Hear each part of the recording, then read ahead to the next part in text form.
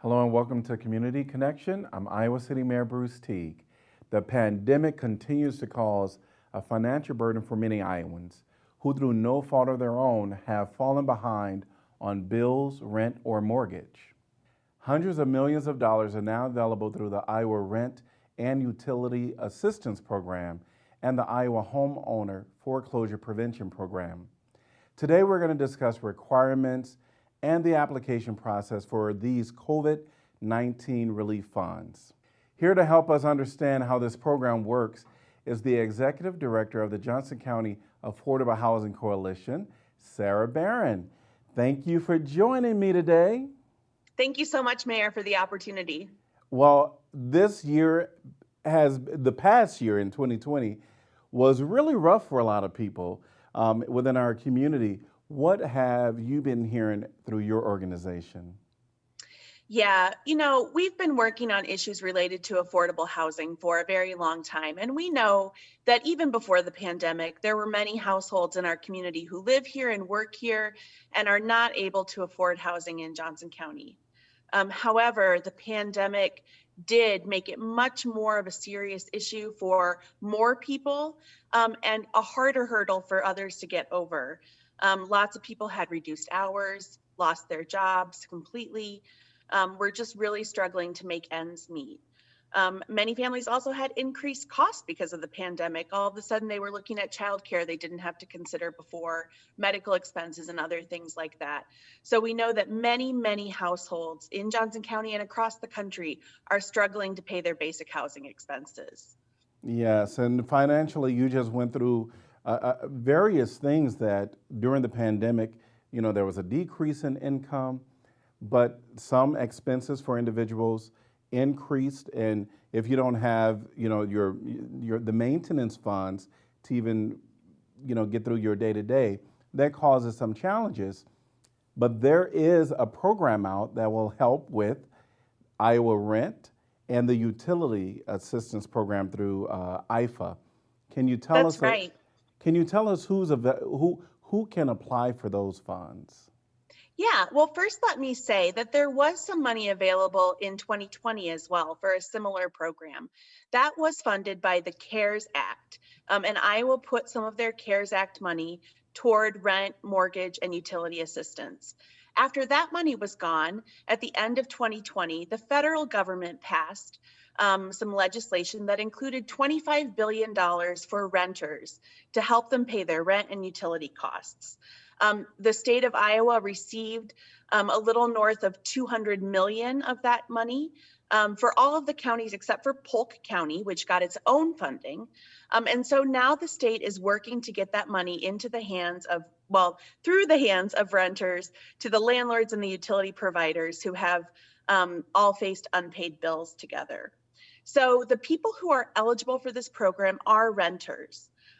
They can be a household of any size who have had some kind of financial impact from COVID. And it can be any of those reasons I mentioned before. If someone was laid off or lost their job, if they had their hours reduced, if they struggled to find work during the pandemic because there were fewer jobs available, and also people who experienced another kind of financial hardship like medical bills or who incurred significant expenses during the pandemic for things like childcare. The income threshold for households is 80% of our county's area median income. And that threshold is determined by the size of your household. So a one-person household making a little north of $50,000 a year is eligible. For a family of four, that's closer to $80,000. There is a chart that shows all of those amounts in more detail at the IFA website, which we'll talk about in a minute. You just talked about there's a chart, right, to kind of figure out if you're eligible, but there is an eligible tool that people can get online to figure out actually if they are eligible. Can you talk about that a little bit? Because I know that'll help people try to determine if they'll qualify for some funds. That's right. So anyone can go to the website iowahousingrovery.com. And the first thing that you'll see there is assistance for renters. If you click for more information, it will take you to a pre-eligibility screening tool where you'll enter some very basic information about your household, the county that you live in, how many people live in your household, and what your annual income was in 2020. For people who don't know that information or haven't yet filed their taxes, they can also go off of their last 60 days of income. So current pay stubs for covering the last 60 days is another way to determine your eligibility. And what can the funds be used for? Well, right now, the state of Iowa is really focused on helping people to pay their back past due rent and utilities. So anyone who has a past due bill from any time since the pandemic began last March, they can apply for past due rent through the program. They can also apply for any past due utility, and that includes their electric and gas bill. It also includes their water, sewer, and trash removal bill from the city. All right, let's say I can afford my rent, but not my utilities, and I have past bills for that. Do I have to apply for both, or can those be applied for independently? You can apply for one or both. And you can also, if you have a past due rent bill right now, apply for that. And then if down the road in a couple of months you have a past due utility bill or more past due rent, you can apply for that at a later date. So I know that applications for things like this is it's a new process, right? Something new Yeah. for individuals. Can you at least walk us through some of the basic things that people will see on their application? Yes, there are going to be a few documents that you need in order to successfully apply. And these, unfortunately, are pretty non-negotiable. So you're going to want to find them and get them all collected before you start your application. The first thing that you will need is a copy of your current lease. And that you will need whether you're applying for rent or utilities or both. You're also going to need proof of ID and proof of your current address. So if you have a driver's license that has your current address on it, that can work for both. If you have a license or a state ID or a passport and it doesn't have your current address on it, we'll need to find some other document that you can use to demonstrate your current address. Your lease might be one of those things. Then you need a written past due notice. So you need a letter, an email from your landlord saying that your rent is past due and the amount that is owed. And same for your utility bills. So if you've gotten a late notice for your water or a late notice for your electric, you'll want to get that together as well. And then the final thing that you'll need to be able to document is your income. So as I said, you can use your 2020 tax filing, you can use your 2020 W-2s, or you can use the last 60 days of pay stubs that you have to verify your income eligibility. In addition to that, you're also going to need the social security numbers or ITINs for every adult in your household, and the date of birth for everyone in your household, adults and kids. With those pieces of information and contact information for your landlord, you can complete the entire application. It sounds like a lot of things to do for the application. What have you been seeing as far as like those that your organization have been able to help? Yeah, it is an online process. And so the first thing that some households may not have is access to a computer that they can reliably use to apply. There are also language barriers that some households might face. There is a risk that you don't have all the documents that you need. And so one of the things that we recognized early on is that we wanted to come together as a community to provide support to households so they're not trying to navigate this process alone. And so the Johnson County Affordable Housing Coalition, along with many partners throughout the community, has worked to provide in-person appointments for people who would like to apply for this assistance and would like someone to walk through it with them. I'm really pleased to say that anyone in our community who thinks they might be eligible for this program can call Johnson County Social Services, and their number is 319-356-6090. And you can make an appointment with them anytime during their business hours, Monday through Friday, 8 to 4:30, all day, to sit down with someone and work through the steps together. The great thing about going to Johnson County Social Services is that the person who will be helping you is also someone who's familiar with all the other aid programs that are available in the community. And so not only can they help you to apply for your back rent and utility through this program, but they can also let you know if you're eligible for other kinds of support as well, which is wonderful. We are also doing drop-in times at the Center for Worker Justice. And so 3 times a week, and the schedule varies a little, but for the most part, we're there on Mondays, 4 p.m. to 7 p.m., Wednesdays, 1 p.m. to 4 p.m., and Saturdays, 10 a.m. to 4 p.m., looking at some of those outside of the regular business hours times when households who want that assistance can come to the Center for Worker Justice. At both the Johnson County Social Services Office and at the Center for Worker Justice, we also have translators and people who are available to speak a number of different languages, because again, we want to make sure that every single household that needs this assistance is able to apply for it. And having that language access is another way we can do that. We were very lucky to get a grant from the Community Foundation of Johnson County to help to pay for that translation. And finally, for households that are outside of Iowa City, they can go to their public library in Coralville or North Liberty and work with library staff who have also trained themselves on how to complete this application and can provide not just technical assistance, but also some guidance as people work to apply. I'll be honest, Mayor, it's not going to be the simplest thing someone has ever done, but everyone who needs this money, people who have been struggling to pay their housing costs, deserve to get this money. The government has made it available because they know the scope of the need, and they know that people being able to stay safe and stable in their homes through this pandemic is one of the best public health measures we can take. And so this money is there to help renters, to ensure that no one loses their home because of the pandemic, and that we can stay safe and stable and recover, not just with our health, but also with our economic stability as we move forward together. I really like what you just mentioned about the government playing a role in ensuring that people are staying safe in their home through this financial assistance. What I really like about it is that these funds help individuals.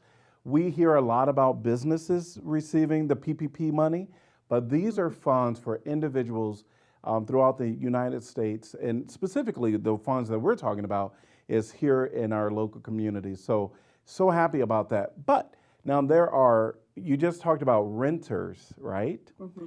But there are people that own their homes and they have mortgages. And so I know that there is a program through the Iowa Homeowner Foreclosure Prevention Program. Can you tell us a little bit about that for homeowners that are seeking and in need of assistance? That's right, Mayor. It is not just renters who are experiencing this kind of financial uncertainty. We have heard from many homeowners who are very worried about their loan going into foreclosure and possibly losing their house. And we were really pleased that the state of Iowa made some of its own money available to help with foreclosure prevention. So if you have started to receive foreclosure notices from your mortgage servicer or you're behind in your mortgage, I encourage everyone to go to that same website, iowahousingrecovery.com, and click on the link for homeowners.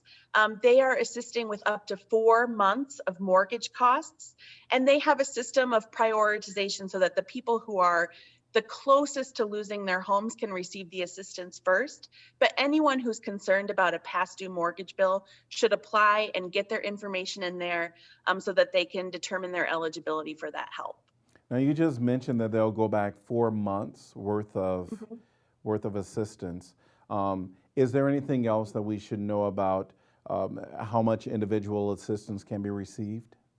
The total limit for the assistance is $3,600. Which may not be a full 4 months for some people, but that's the limit right now. So up to 4 months, up to $3,600. And again, they're prioritizing people who are closest to foreclosure. There are also a lot of other wonderful resources in the community that were designed to help people before COVID that can help with things like a past due utility bill and other services. So I really, again, strongly encourage anyone who's feeling uncertain about what their options are to contact Johnson County Social Services or the Affordable Housing Coalition to learn more about all those programs. Our own city of Iowa City has a program that many people may not know about that can help people to pay their utility bills, or to receive a lowered cost of their utility bills. And so we want to make sure that not just we're helping people recover from a short-term financial crisis, but also that we're connecting people to those other resources that are out there that can help with their home energy costs, with their utility costs, and provide some other supports as well. So those two organizations are places where people can go to learn more about those programs as well. Well, the homeowner assistance program through the foreclosure application process that you just mentioned, I think that's a great opportunity for people, but you're right. Their mortgage can be more than $3,600 where they have past due amounts, but there are other resources that I think are available, which people should check out.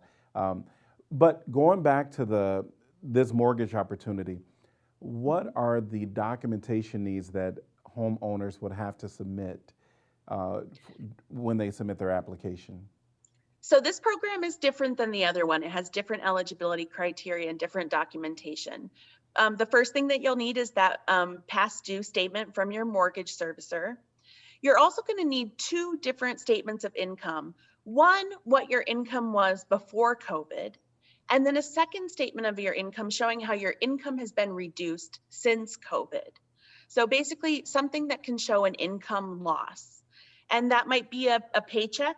It might be if you're a gig worker, like an Uber driver or a Lyft driver, it might be printouts of what your revenue was before and after the pandemic, but something that shows that you've had an income loss. Those are the two main pieces of information that you'll need, in addition to the social security number and date of birth for the members of your household. Deadlines, what are deadlines for either of the two programs that we talked about? We talked about the rental assistance, the utility assistance, and now the mortgage assistance. What are the deadlines? Well, more or less, the deadline is until the money runs out, but there are some caveats to that. The applications for the mortgage assistance should probably run out before the rental assistance. So you do want to get that information in as soon as possible. Right now, the state is imagining that that money will probably be available through about September. The rent and utility assistance program, rather, it has a lot more funding, and it will probably be available through at least the end of the year. The other piece of that, though, is that Congress passed another housing recovery bill that has more money to help households pay their housing costs. And that's another $20 billion on top of the $25 billion that we're working through right now. So we are expecting that there will be quite a bit of support still to come. And what we're waiting to find out is how quickly the state is going to be paying this money out to landlords and utility providers, so that will help us to have a better idea of how long it will last. Well, thank you for all that you and the Affordable Housing Coalition of Johnson County, of course, is doing here during this time, because it's very important. Who would have thought that we would have been dealing with a real pandemic where people's livelihood is being affected to the degree that you've seen and that I've seen in our community. So thank you for all the work that you've done and will continue to do within our community. Thank you so much, Mayor. And I do just want to say one more thing to people who are watching this, who are really concerned that they're going to be evicted before this help comes. We have additional funding that can help people who are right on the verge of eviction right now.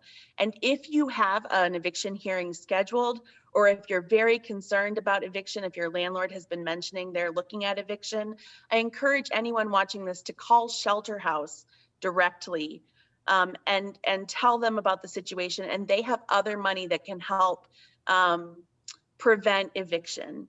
So this money that we talked about earlier, the rent and utility assistance, is a great resource, but it will take a little bit of time for people to apply and get those bills paid. So if you're in an emergent situation, please don't wait.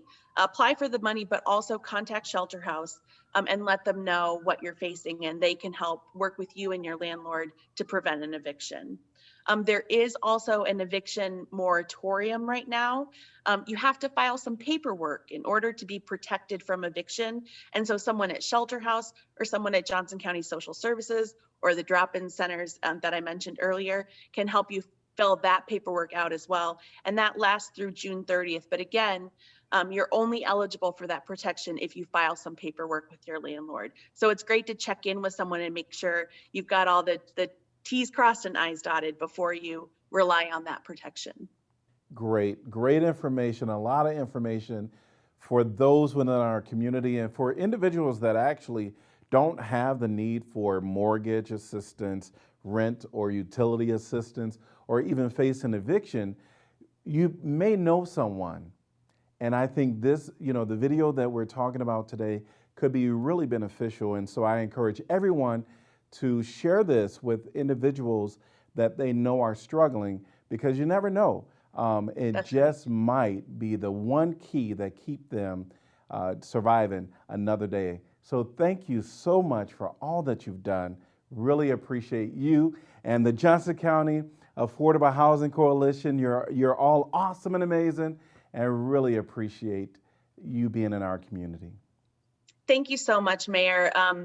It's been a hard time for so many people, and the leadership that the city has shown and the ways that it has been willing to work with households and businesses to get through this together has made a big difference. And we're going to keep working together to make sure that everyone is even stronger on the other side of this pandemic. We are in this together, and thank you so much. Thank you. That's our show for today. For more COVID-19 resources, visit icgov.org/coronavirus. There you will also find details for the city's face covering order. We'll be back again soon with another episode of Community Connection. Until then, stay safe, Iowa City.